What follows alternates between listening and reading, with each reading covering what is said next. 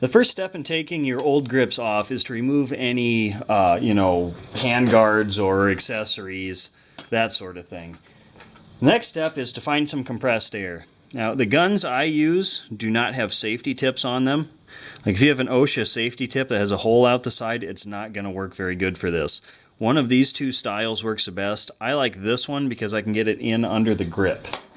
So we're going to go ahead and remove this old one here. So you just pull up on the edge and get your gun in there. And just give it some quick little short blasts.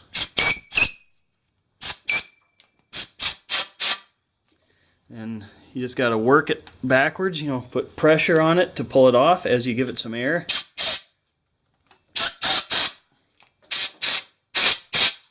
There it goes. You just got to get under it just right, and then it'll inflate it and you can pull it off. Let's try that again on the other side too.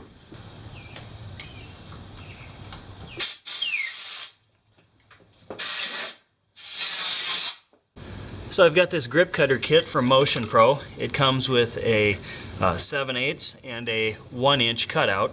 For 7/8 bars, I use this on the bar side and I use the 1-inch cutout on the throttle side. It works pretty good.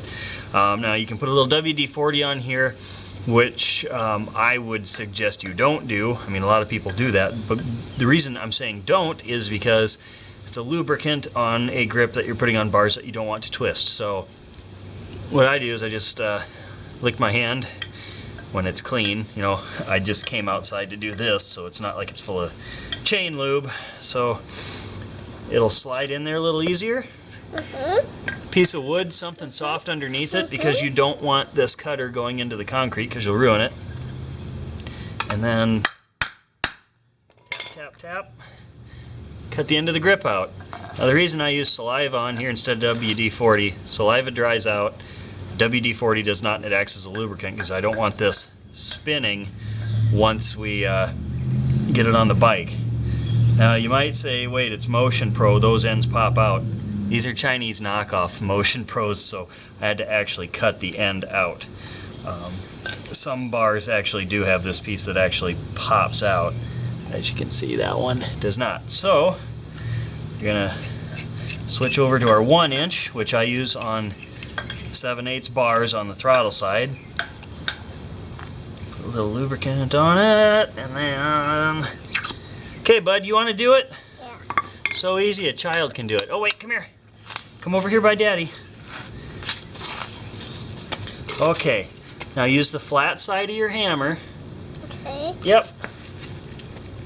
Yep, get it. Hit it real hard.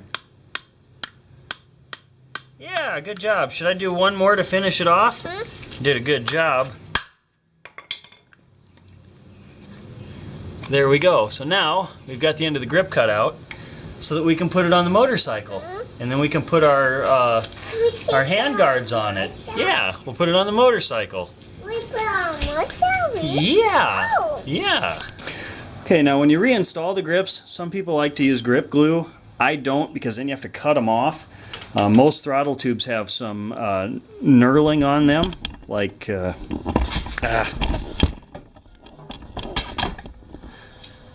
I think this is a Moose Racing throttle tube here. It has that knurling on it, which keeps the grip on. A lot of racing sanctioning bodies have rules for how grips are applied, whether it's glue or safety wire or whatever. 9 times out of 10, you're absolutely fine just putting grips back on. Just sliding them on, and they're not going to go anywhere. Now, how you index grips is completely up to you. I'm going to go with the Pro Taper label up. And then you might have to start them by putting air in the back side here. And then switch to the front side. Get that back out of there a little bit. And it's basically the method we use to remove them, except you're just pushing them on instead of pulling them off. So this grip's got a little bit of overhang left. After I installed it, it's got a little bit of overhang, so I'll have to trim that back so it doesn't interfere with twisting the throttle when I install the hand guards. That can be done easily with a box cutter. You'll want to be careful when you do this so you don't cut your hand obviously, but then I've got an aluminum throttle tube, so I'm not as worried. But if you have a plastic throttle tube, you could potentially damage it by smashing the end, and then it would crimp shut around here, giving you kind of a built-in cruise control, but also if you panic and let off, it might not rotate back like that. So another thing you should try when you put grips on, make sure that it rotates freely. So that one's good. I snapped the other one on there quick with the compressed air, and now we can put the handguards back on and any other accessories. So I don't actually use a whole lot of air to do this. I've got a 2-gallon air compressor, and it goes up to 120 psi, and it's down to about 80 psi doing a pair of grips. If you don't have an air compressor, what you can do is get these wet, and I say wet, I mean water, not lubricant. Lubricant will allow your grips to slip and slide around, and that's bad. If you use water, you can slide grips on, it dries up, your grips stay in place. If we look over here at my left hand side, I just put this on with air. I'm twisting that as hard as I can, and it's not going anywhere. And that's no glue, no knurling, nothing. That's just a grip on a bar with nothing else to hold it in place.